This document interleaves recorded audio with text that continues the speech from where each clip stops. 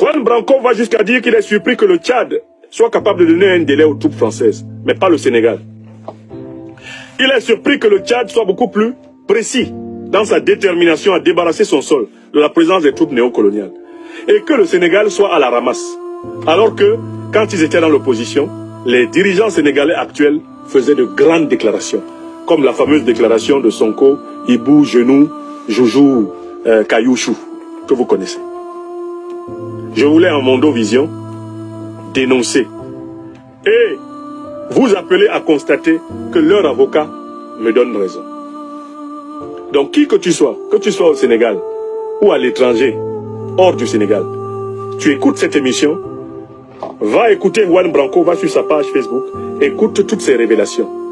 Et tu comprendras que ton serviteur a servi la vérité. Je n'ai pas voulu te tromper, je n'ai pas voulu régler quelque compte que ce soit avec Bassirou Diomaye Faye ou Ousmane Sonko. Je n'ai aucun problème personnel avec eux. Et je le dis encore ici, si Bassirou Diomaye Faye, l'actuel président du Sénégal, et son premier ministre Sonko changent de politique, je les soutiendrai.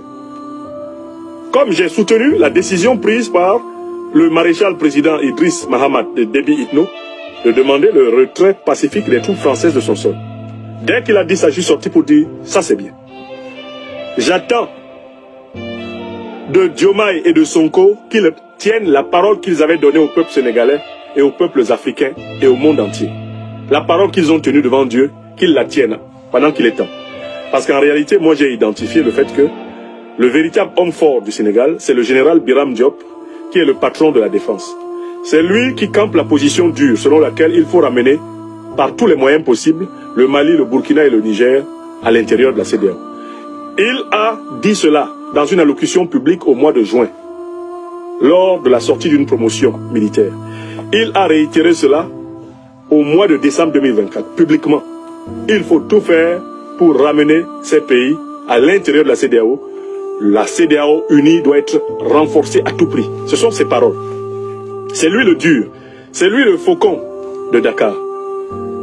Sonko et Diomaye ne tiennent pas encore véritablement les rênes du pouvoir.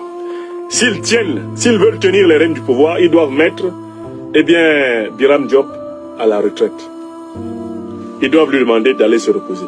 Ils doivent procéder à une rectification de la composition de la hiérarchie des forces de défense et de sécurité et à une rectification de la composition du gouvernement, en cessant d'y donner la primauté à des France africains néocolonisés notoires, à la justice, à la défense, aux affaires étrangères, etc. Il leur faut opérer une révolution institutionnelle s'ils veulent gouverner.